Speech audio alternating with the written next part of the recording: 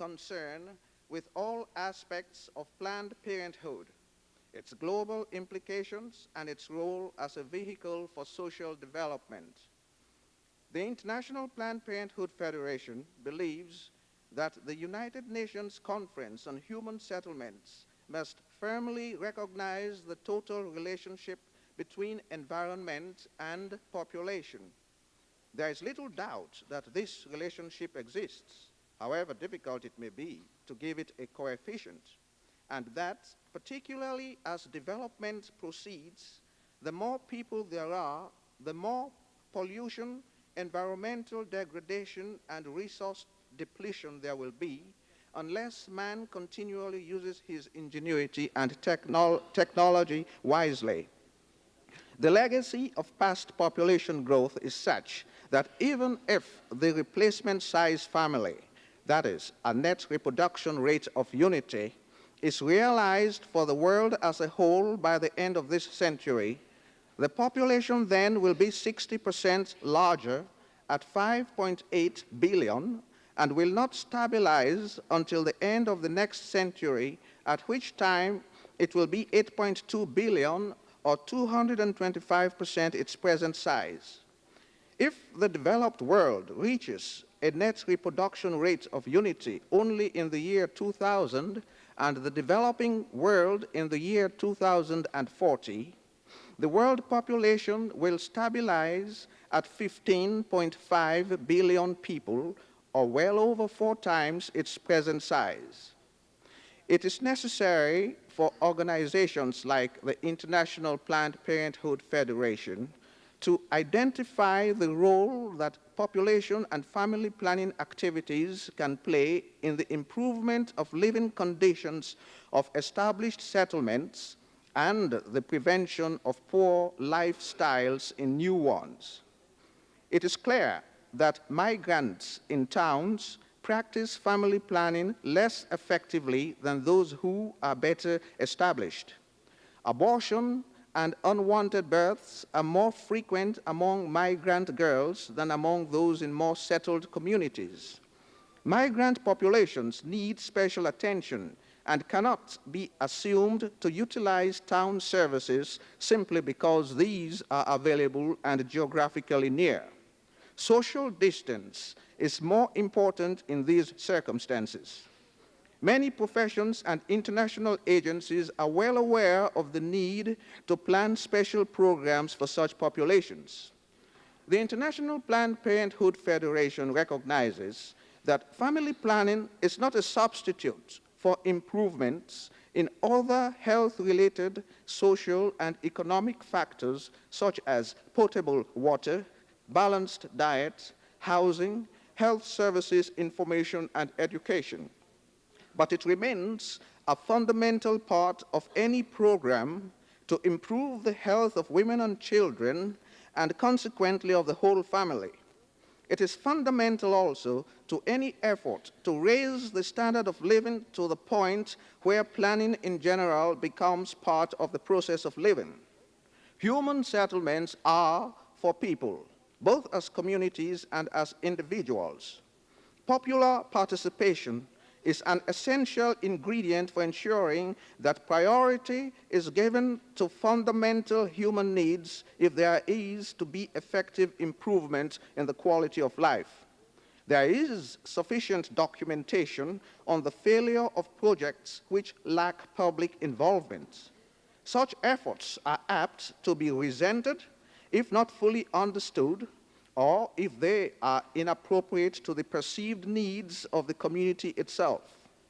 In rural areas, there is a lively sense of community participation that can be mobilized for self-help projects.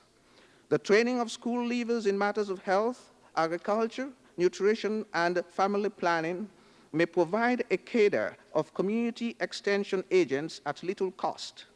They can form a pool of resources linking sparsely distributed national services with their communities. Recent efforts to create either growth villages in which concentrated development is undertaken or self-help village settlements provide an opportunity for the supply of basic human needs through self-reliance. In urban areas, community involvement may be more difficult to muster, but it must be part and parcel of any strategy for better provision and utilization of services. Public participation has to be achieved at different levels: local, national, regional, and international, but with qualitative and quantitative differences. The most effective and meaningful participation, naturally, will be at the local level, where the greatest number of people can be involved in decisions and action. The non-governmental organizations offer an organized sector with a wide range of concerns and with considerable resources of personnel and technical ability and knowledge of local situations that can be utilized at both the planning and implementation stages. Their identification with government's efforts can help to ensure the people's involvement in, acceptance of, and support for social changes and development activities. It must again be emphasized that bad human settlements and the degradation of the human environment are due to poor planning of towns and industrial estates, poor or overutilization of resources that produce wastes which directly affect environmental quality, as well as little realistic concern for the human aspects, including ever-increasing populations which tend to consume ever more. It is therefore not only simply a matter of calling for a curb on the growth of the total world population for environmental and other purposes. The IPPF believes that equal importance should be given to the spatial distribution of these populations and the creation of a socially just world economic order. It firmly believes that all national, social, and economic planning should include proper town and country planning supported by adequate rural development programs in which population and family planning activities are fully integrated.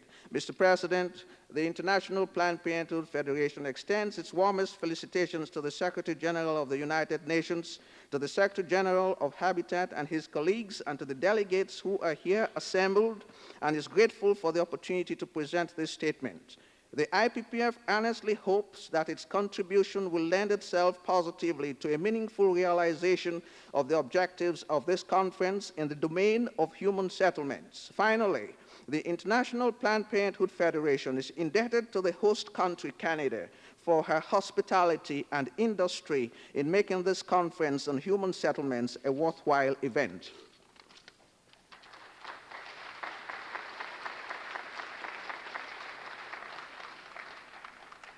Le représentant de la Fédération internationale pour le planning familial. Et je donne maintenant la parole au directeur général de la Commission pour l'habitat de la Nouvelle-Guinée, Papua, Son Excellence Mr.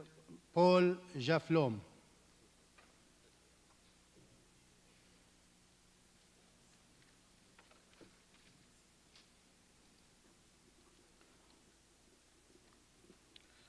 Mr. President, distinguished guests, ladies and gentlemen, Papua New Guinea joins other distinguished delegates who have offered their congratulations to you and other elected officers to this important conference. Our delegations come here to this conference in order to listen and learn, and at the same time to share the experience and problems and solutions. We see this conference as an important instrument to assist underprivileged and developing nations and to strengthen and on which to unite the humanity. Papua New Guinea is a relatively newcomer to the international gatherings. We have yet to master the kinds of high-level policies that obviously need to get the attentions of other nations. Because we are newly independent, we have a real desire to make ourselves known to other countries. We wish to show our problems and achievements and our plans for the future.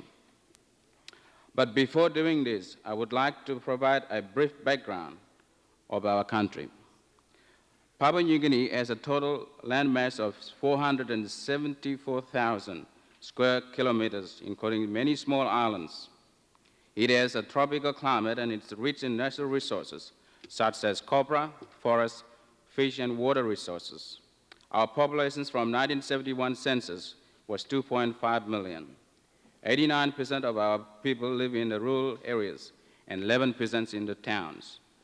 Our capital, Port Moresby, has a population of 100,000. We Papua New Guinea are Melanesian by race, and we represent a great diversity of physical types, speaking a total of 700 interrelated languages. We have fully elected parliament.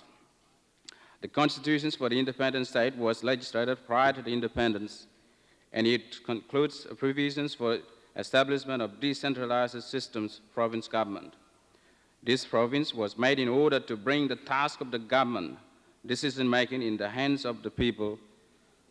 In the Papua New Guinea government approved a set of aims, now known as the 8-point plans, in March 1973.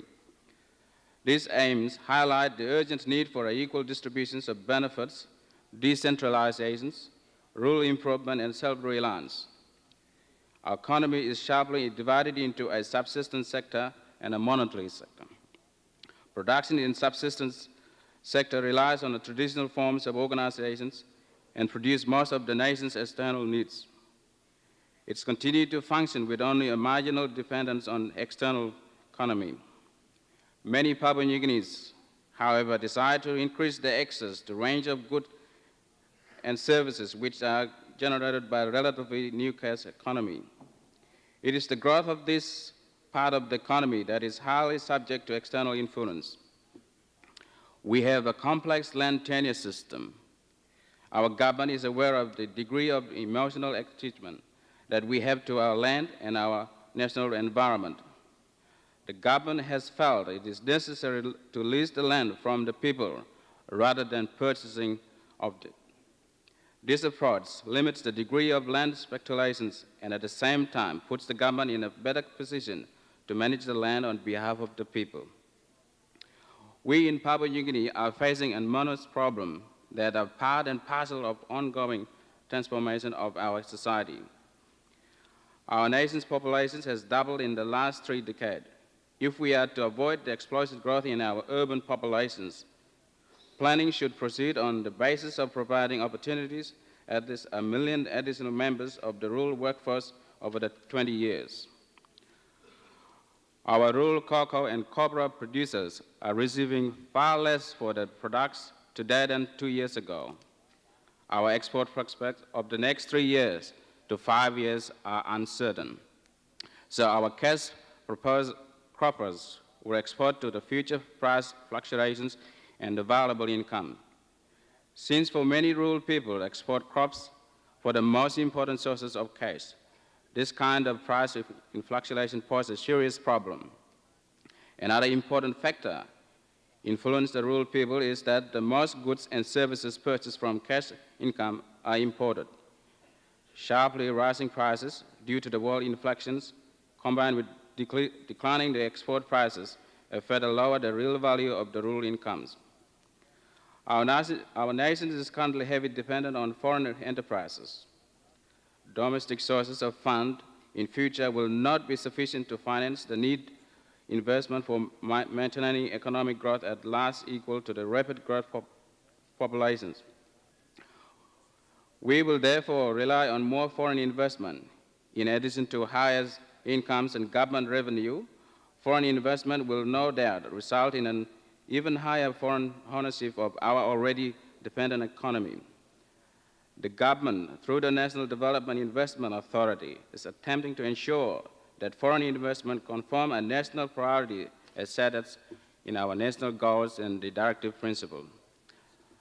The most important single feature of our nations is external dependence is our own government, depends on foreign aid. 40% of our revenue comes from Australia. This means that the foreign aid is directly a major influence of the sphere of our economy. An assurance provided by our government in the aid is gradually decrease the independence and to increase the self-reliance by progressively raising the proportion of its revenue collected at home. Papua New Guinea is still lacks of technical, managerial, and professional skills. This shortage of professionals and technical skills mean a continued need to attract the expatriate. Now, the expatriates with salaries higher than those of the national have also dependent lifestyle.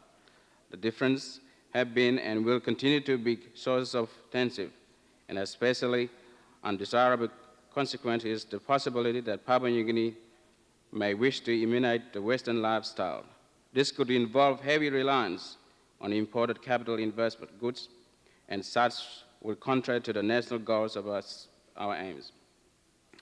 The considerable widening of the income differences between wage earners and self-employed in the rural areas has led to a sharp increase in the populations of towns.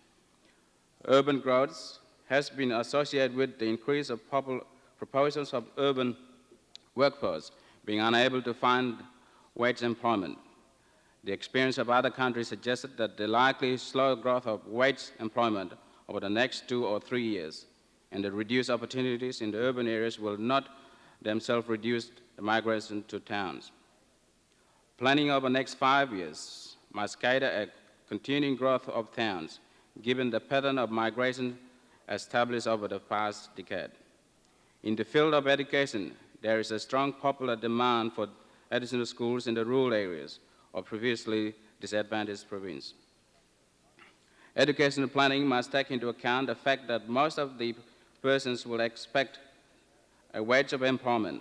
The basic aim of the education for self-reliance is to correct the excessive feelings of dependency, uncertainty, and powerlessness amongst villagers, and to develop a sense of cultural pride and the physiological self-reliance.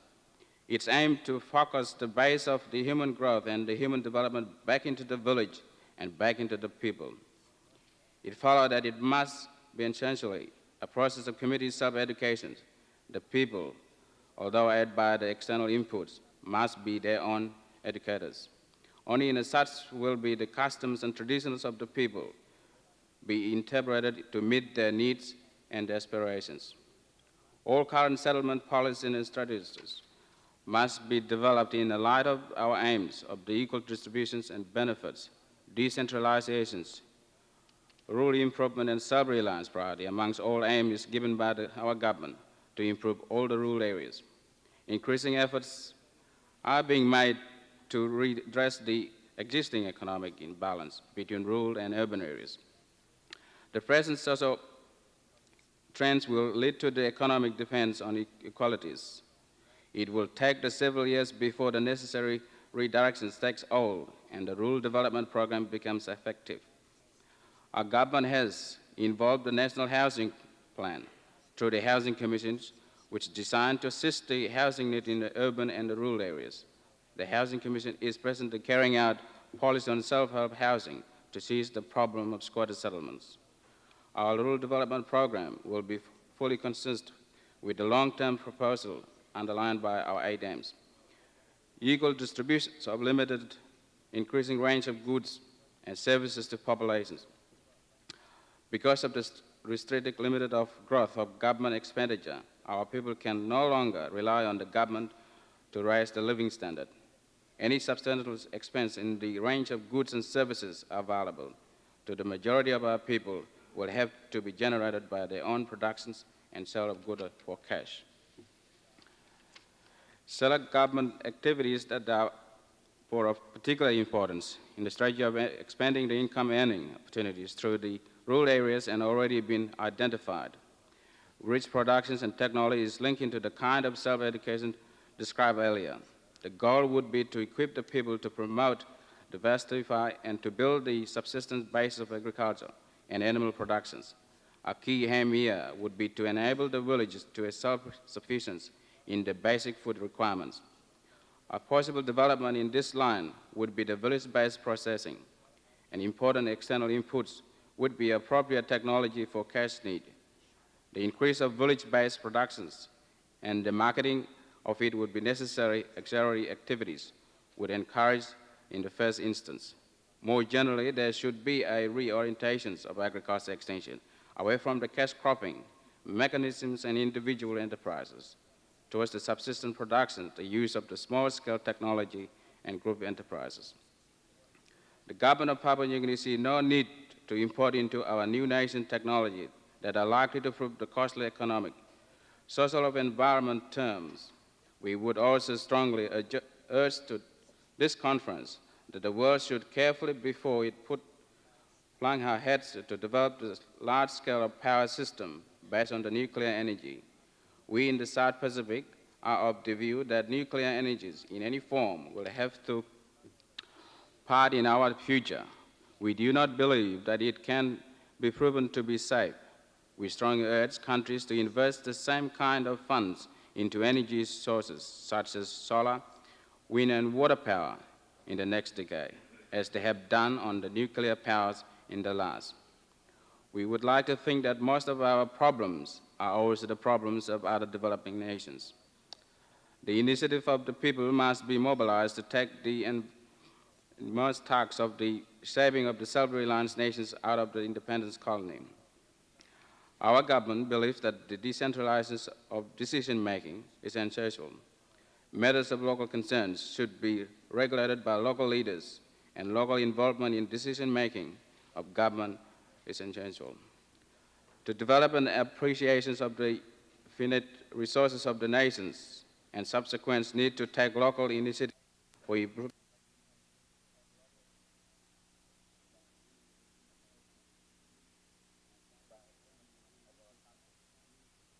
by women of our country. Our government has appointed a woman to advise the Prime Minister, and the role of the women in the developing is a highlight in our 8 aims. In a short period of our existence as an independent state, we had to come to the grip with the number of human settlement problems. With determination and effort, we feel that this problem can be minimized. Finally, Mr. President, the ultimate aim of this conference are crystal clear.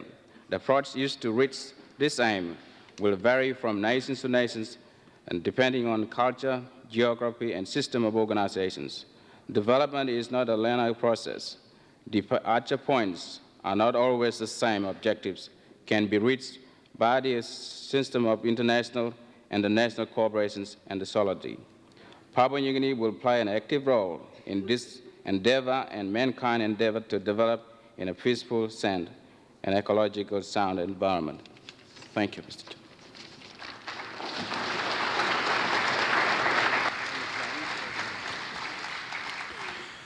Je remercie le directeur général de la Commission pour l'habitat de la Nouvelle-Guinée, Papua, et je donne la parole maintenant au représentant de l'Association internationale des arts plastiques, M. Guy Simser.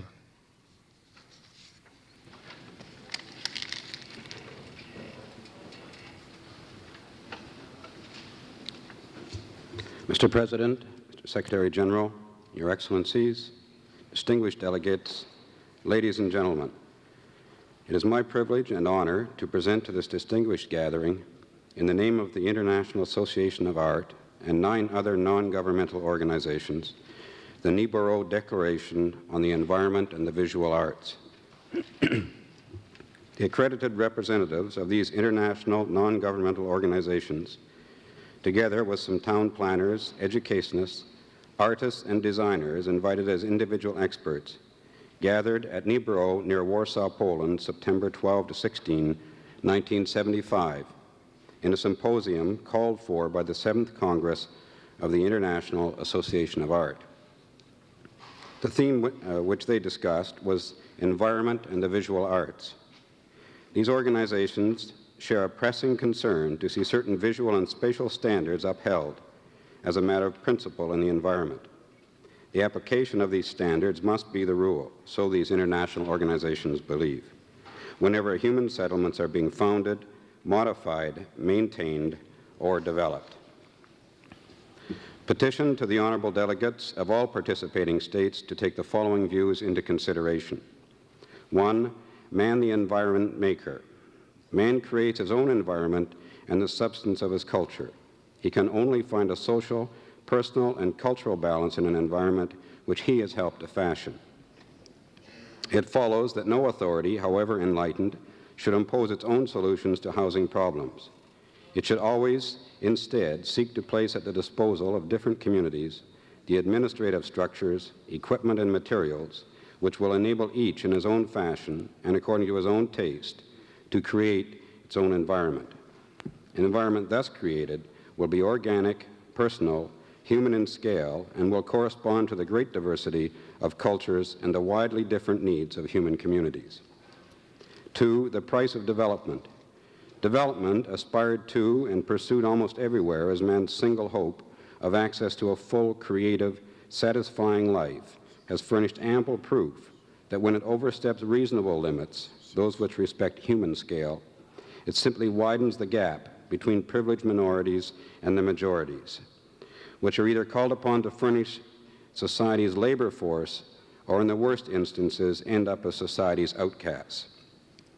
We are therefore referring here to the tragic reality of the deprived masses, which have been the byproduct of almost every civilization so far, and are left all too often out of account, still in the shadow of progress.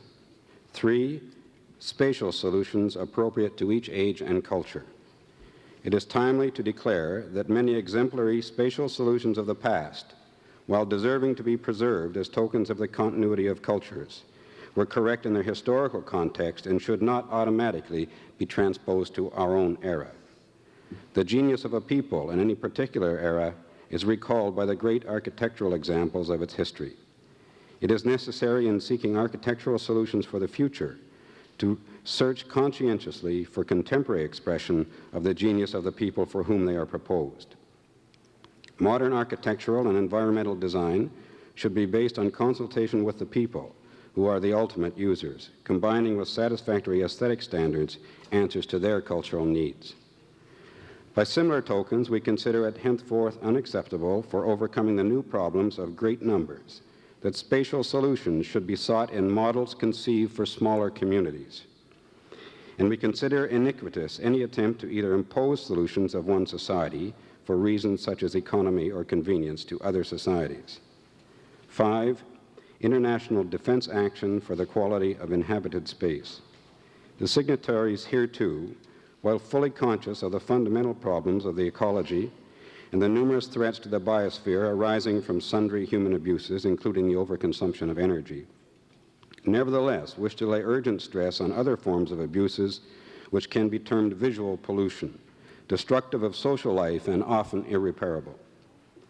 They believe the time to be pressingly at hand for some universal principles to be laid down in the areas of these problems, supported by international agreements or instruments. In the first instance, the following types of action should be internationally agreed. Research programs aiming to create environments which in visual and spatial terms respect the rights of individuals and their communities, ensuring that visual and plastic values are treated as an integral part of all efforts to improve the quality of life. Establishment of programs, both in broad outline and methodological detail, for the creation of visually integrated and balanced environments. Public information, publicity, and educational campaigns aiming to make every man conscious from an early age of his cultural identity and aware of the complex and vital problems of the visual environment. Legislation to assure at every level of decision-making the full participation of all the professions concerned with the creation and animation of living space. Architects, painters, sculptors, designers, town planners, critics, museum experts, landscape architects, educators, craftsmen, and all other professions which concentrate on the complex problems of inhabited space. 6, human rights. Finally, we ask that a new right bearing the following sense should be added to the Universal Declaration of Human Rights. This new point could conveniently be placed under Article 27, following point 1 of the existing text. Everyone has the right to live and to work in an environment which, by its spatial arrangement, shall contribute to the fulfillment of his life and which respects the cultural individuality of his community.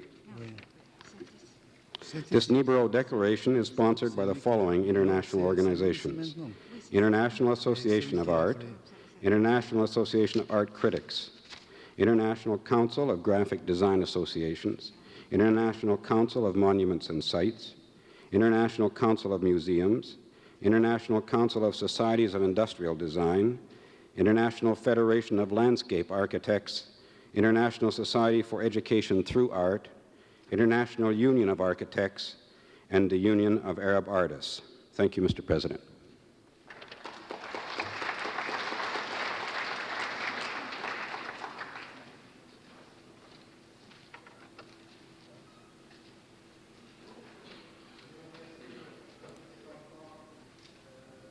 l'Association internationale des arts plastiques.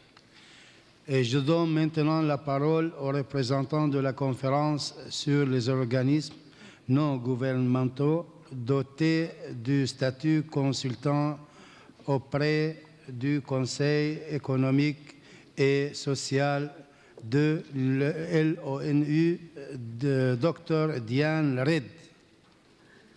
Thank you, Mr. President.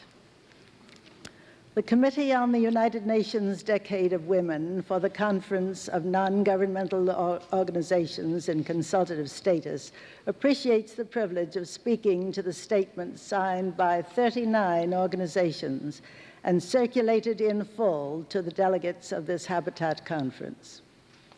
For 2 years prior to the International Women's Year Conference in Mexico City, our committee of 50 international non-governmental organizations worked diligently in its preparation. Since then, it has been active in the implementation of the World Plan of Action conceived there. So its recommendations reflect the value of interrelatedness of ideas and a oneness of purpose in their attainment. So, Mr. President, we are confident that this same spirit will be reflected in the forthcoming final Declaration of Principles and any recommendations for national and international action. There are 2 prime emphases to our statement. One is the status of women, and the second, NGO cooperation for their betterment. Concerning women, we simply cannot allow the accomplishments and the recommendations of the Mexico City Conference to go unheeded, and certainly not to gather dust in the files of inactive or dead archives. Women make up more than half of the population of the world, so we must remember that those of every social, economic, and educational status have particular talents to contribute. Talents which have been augmented by their individual experiences. We must not let those talents be lost to the advancement of civilization. So it is imperative that there be full integration of women and men at all points. The points of priority are these. It is important that there be greater participation of women in policy-making positions at every level of public life. That's a suggestion that has run like a golden thread throughout this conference. Recognition should be given to women for their work in the home, as wives, as mothers, and primary educators of the children who represent the future of our world. Through education, women themselves must be given special opportunities for advancement so that they and their families can live and work in dignity.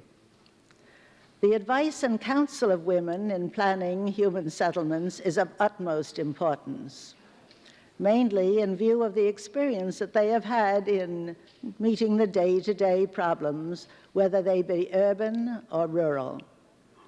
Prime to this are the vital physical and environmental needs, such as a clean and easily available water, food, fuel, all the necessities of home and home life, which these women are so familiar with.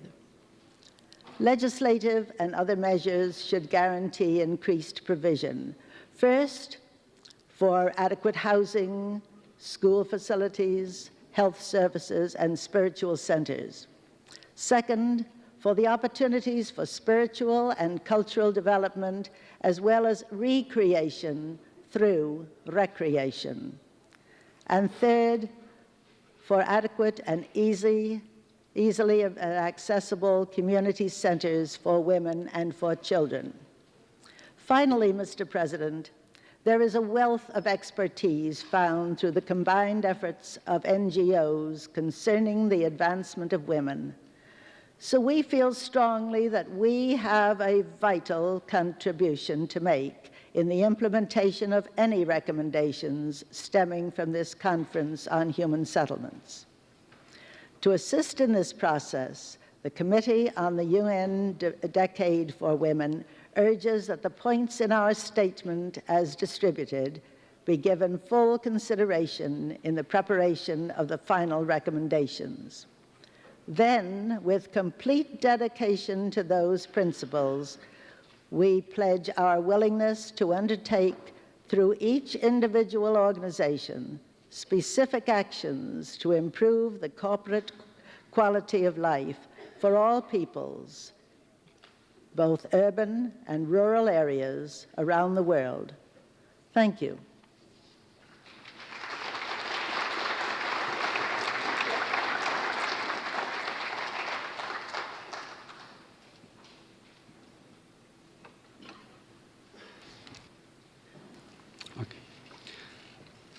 I thank the representative of the Conference on Non-Governmental Organization in consultative status with the United Nations Economic and Social Council.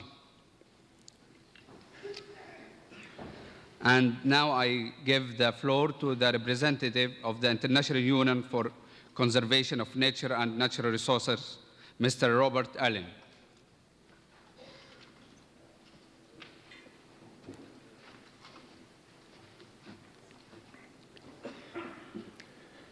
Mr. President, Mr. Secretary General of Habitat, distinguished delegates, ladies and gentlemen. Earth is an oasis in the desert of the cosmos. Our planetary habitat's most barren patches, polar ice, ocean atoll, Saharan sand, are rich with life compared with the wastes beyond. We share our habitat, this cosmic oasis, with the wealth of plants and animals that comprise it. On the manner in which we dispose our settlements and build our homes rests the ability of many of our fellow creatures to coexist with us. On this continued coexistence rests humanity's well-being and survival. Such coexistence need not and should not be incompatible with the productive use of Earth's living resources. The two goals can be reconciled through conservation, that is to say, good management. Conservation includes a range of management techniques, only one of which, albeit an important one, is the protection of genetic resources and of their capacity to evolve. Conservation also involves a set of planning procedures, including guidelines and impact statements, to assist national and local governments to husband, restore, and use for the benefit of all peoples, now and in the future, the world's fragile stocks of natural resources. Conservation, then, does not conflict with development, but is a vital part of it. In terms of the eloquent symbol of this conference, the function of conservation is to ensure that the organic circle embracing the triangle of the dwelling and the figure of humanity is not broken. Accordingly, IUCN, the International Union for Conservation of Nature and Natural Resources, urges this conference to see that conservation be fully integrated into the planning of human settlements. The Union believes that a vital goal of habitat and its follow-up should be to strengthen rural economies in ways that do not undermine the ecosystems of which they are a part, as well as to develop balanced relationships between cities and the living resources that sustain them. Eco-development, that is, development of each locality taking the fullest sustainable advantage of that locality's physical, biological, and cultural resources, offers the hope of reconciling the need to eliminate poverty and provide rural peoples with the services they seek but rarely find from the cities, with the need to conserve the maximum variety of species and habitats. Amongst other advantages, eco-development should be able to provide small, scattered settlements with the services and infrastructure they require, and in this way assist nations to make productive use of difficult and often marginal environments without destroying them. The development of urban settlements should also be planned along lines that safeguard the resources on which all settlements depend. Coastal swamps, marshes, and other wetlands, for example, too often regarded as unsightly and valueless, and therefore filled in and built upon, are essential sources of nutrients for fisheries and other protein supplies, and should be protected. Cities should be designed to be as nearly as possible in harmony with natural processes. For example, the conservation of plant and animal communities in parklands within and contiguous with cities can contribute significantly to the quality of the human environment while protecting the biological and cultural resources of their area. Mr. President, IUCN is a scientific, impartial, and non-political union of sovereign states, government agencies, and non-governmental organizations. The Union believes strongly that non-governmental organizations have a large and constructive contribution to make to the design and implementation of both international and national human settlements programs. We urge this conference to make provision for close working involvement of NGOs in the proposed new institutional arrangements for human settlements. With its network of member organizations, scientists, and other conservation specialists, IUCN stands ready to assist governments, intergovernmental agencies, and private bodies in the application of eco-development and other policies and practices to sustain the living components of the human habitat, and so to help raise the standards of living of both rural and urban peoples and relieve pressure on already overburdened urban settlements. Thank you.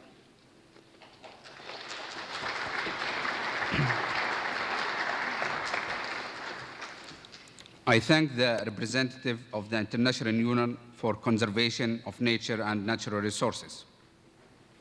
And I now give the floor to the representative of the World Federation of United Nations Association, Mrs. Thelma Baker.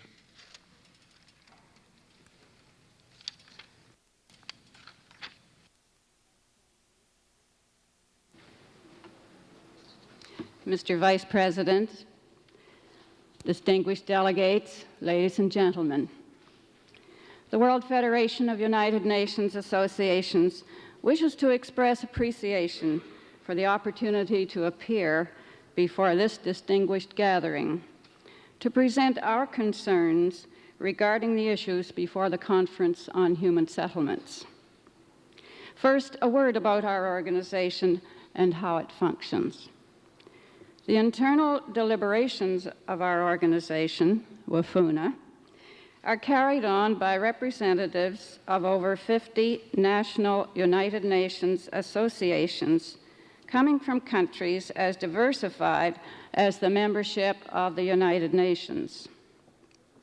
Geographically, we are active on each continent. Economically, we range from the most highly industrialized to those much less technologically advanced. And in wealth of resources, we have the same extremes. Our countries are guided by different ideologies, and our political structures are very diverse. In spite of these diversities, we are able to come together in a common purpose to encourage support for the United Nations and to increase international understanding. This involves planning educational programs which place before our citizens the activities of the United Nations and its agencies. In addition, part of our recognized function is to encourage our governments to enact legislation supporting the objectives of the United Nations. As a worldwide group with consultative status at the UN, we have participated in important conferences at Stockholm, Bucharest, Rome, and Mexico. In a sense, the Vancouver conference is a culmination of all the previous conferences. The objectives adopted by all these gatherings, whether on the subject of population, environment, food, or the status of women, are all related directly to the overall problems of human settlements. and are really component parts for any strategy to improve the quality of life for humanity in all parts of the world. We realize that a number of good projects have evolved as a result of United Nations research and studies, but we are acutely aware of the need for immediate action in some areas. In this connection, we are particularly concerned by the lack of implementation of the Mexico Plan of Action with regard to the status and role of women in decision-making. Historically, women have always been involved in the problems of human settlements as they filled the role of one who nurtures the children and looks after the home. These responsibilities may have meant that in order to have enough food, the woman has worked in the fields in order to prepare meals and keep her home and family clean. She may have carried water for several miles daily. And in addition, she has had to cope with the diseases afflicting her family through lack of clean water, sanitary facilities, and health services. In more urban centers, the role has been the same, but the methods for meeting the problems of poverty varied. However, in today's world, regardless of the setting, women are not being given the same opportunity as men for training in decision-making with regard to cultivation of land and land use, nutrition and the growing of food, the marketing of produce, the financing of community enterprises, the design of new communities, and the rehabilitation of older settlements. Our organization also sets a priority for a more equitable distribution of the world's wealth. And for this purpose, we are asking our governments to direct their economic endeavors towards achieving a system of world trade which will assist each developing country to obtain the basis for a viable economy. This is essential if the goal of proper human settlements is to be achieved worldwide. We're also concerned about the survival of settlements. Therefore, we attach great importance to the need for governments to reduce the production and the purchase of armaments, and to divert the saving to a world fund for habitation improvement. In conclusion, Wafuna would like to draw the attention of this conference to the role of non-governmental organizations, the NGOs, and their importance in development. NGOs are valuable for their ability to communicate at the grassroots level because they are involved with people, either in a professional capacity or as volunteers, providing research, education, and services. In many cases, NGOs are the first to see the needs of people and to offer help in the form of pilot projects, sometimes many years before governments are prepared to undertake them. Commencing with Stockholm, there has been increasing participation of NGOs in United Nations conferences, a process we trust will continue and reach into all aspects of the United Nations program. We are also hopeful that national governments will follow the lead of the United Nations Secretariat by providing a greater opportunity for NGOs to participate in the making of national decisions which affect the social and economic condition of their settlements, and therefore the quality of life of their people. Thank you, Mr. President.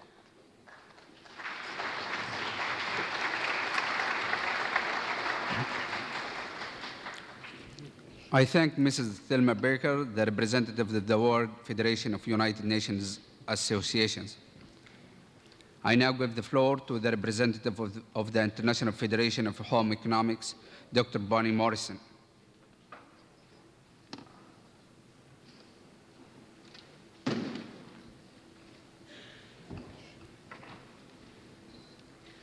Thank you, Mr. President. Good afternoon, distinguished delegates and observers in the galleries. Thank God for Canada's foresight, which brought about the opportunity to discuss humans as a part of the ecosystem and their unique place and their unique need for a place to live. Home economists and human ecologists like myself consider it an essential part of their work to assist in the development of housing and communities that are truly a human environment. Today, it is simply not enough to improve on existing conditions, but to also understand that there is a constantly growing population making greater demands on housing resources. This population will probably double in the next 30 years. If it is the public responsibility to take the necessary measures to provide housing in sufficient quantity and quality, it is the duty of specialized educators as myself to elevate the concerns for that human habitat in order to make it more sanitary, more comfortable, more convenient, and also more aesthetically pleasing, no matter what the income of the family. Home economists, human ecologists believe that the importance of their work in this area has not been fully understood or recognized by political and economic authorities. Their role as advisors on matters of habitat should be taken into account. If home economists and human ecologists worked in the offices, for example, of urban planners and architects, in the different commissions charged with town and area planning, and on the various councils in community, state, and national governments, many problems of an inhumane habitat would simply be avoided. Home economics and human ecology remain essentially a female profession. Its members bring to their work a professional competence and the natural understanding of women's roles and of the family. In developing countries and in the poorer sections of larger cities, our specialists have been the organizations that create action, which teach people to use their own resources in order to live in a healthy manner, in adequate surroundings, which allow human beings to develop to their fullest potential. Home economists and human ecologists believe that in all the politics of housing, no matter what part of the world, several important measures should be considered. We would like to see uncontrolled urban growth stopped. We would like to see overcrowding stopped. We would like to see the refusal of planners to plan giantism in construction. We would like to see urban or natural sites preserved. We would also like to see traditional architecture, that is the typical kind of indigenous house that are found in various regions, also preserved. We would like to see rehabilitation take place where recycling of new materials is used along with new technologies from industry. We would like to see taken into account the best use of material and energy resources, including concern for depletion and environmental degradation and destruction. We would also like to see taken into account the needs of all humans in order to assure housing that conforms to standards of hygiene, of psychological health, and of human dignity. We would ask that each nation give highest priority to this list of agenda items.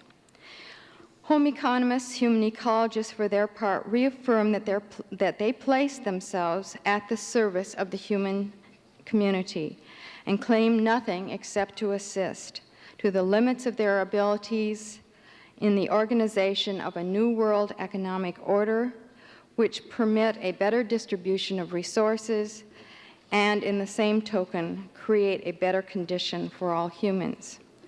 Quoting from Maurice Strong's comment in Jericho this morning, this interrelatedness of problems of settlement energy use, food production, and human well-being makes the future planning of human settlements one of the greatest challenges men have yet to face.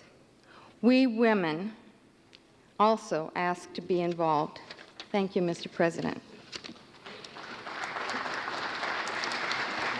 I thank the representative of the International Federation of Home Economics. I should now like to give the floor to the representative of the World Society of Ekistics, Professor R. Buckminster Fuller.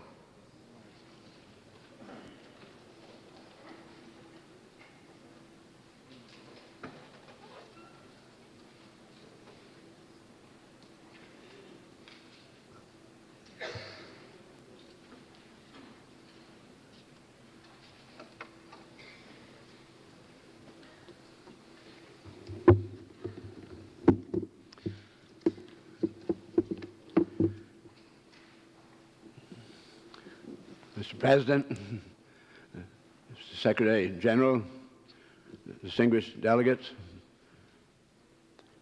I'm appearing as the President of the World Society of Ekistics,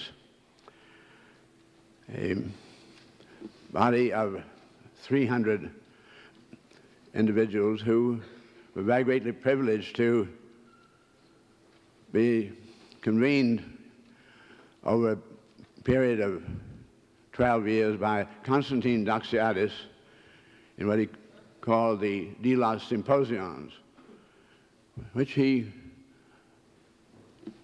undertook to bring from all around the world individuals of many experiences to consider what had aroused him very greatly in 1950, the realization of the swift, unprecedented migration of humans into the cities, and to develop some consensus of opinion from a great many experiences as to what really sum totally comprised the problem and what its possible solutions might be.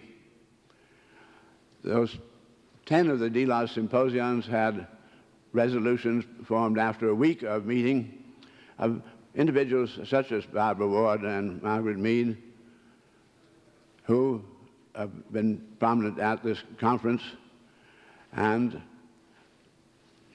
with those symposium resolutions, a very good consensus did develop about how far groups of human beings might be able to go in making recommendations. And Dinos Doxiadis, born at the time of World War I, growing up in Greece, became planner of the city of Athens just before World War II began, and during the years in 1954 became a member of the United Nations Committee on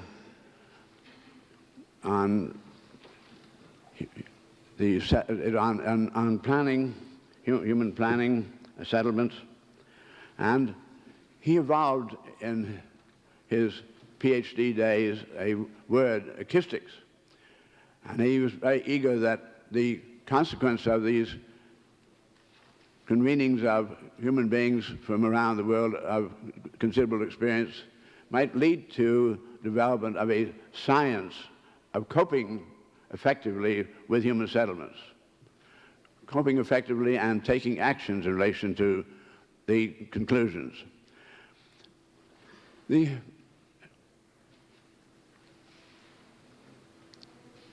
So James Jeans defined the word science as the earnest attempt to set in order the facts of experience. And quite clearly, Dinos Doxiadis' choice of the invention really of the word ekistics from the same roots out of which ecology, economy, and so forth have come, concerns with the affairs of the human settlement. His word ekistics then means the science of human settlements, and it is so now well established that it's a feeling of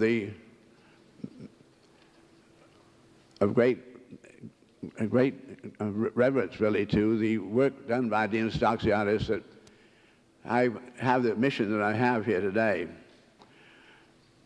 Two years before the end of his DLOS symposiums, he had an extraordinary affliction where he lost his voice altogether.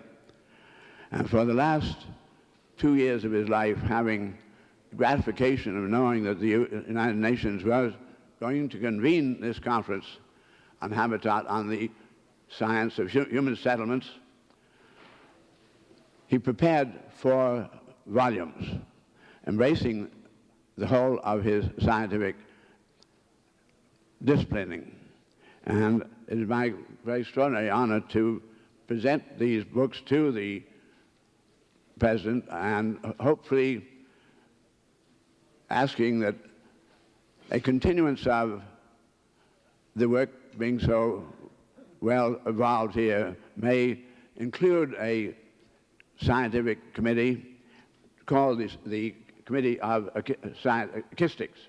And I'm hoping that these 4 volumes which he then did prepare, and what he had hoped to bring here himself, may be of great aid to the continuance of the very hopeful work that has been commenced here. Thank you.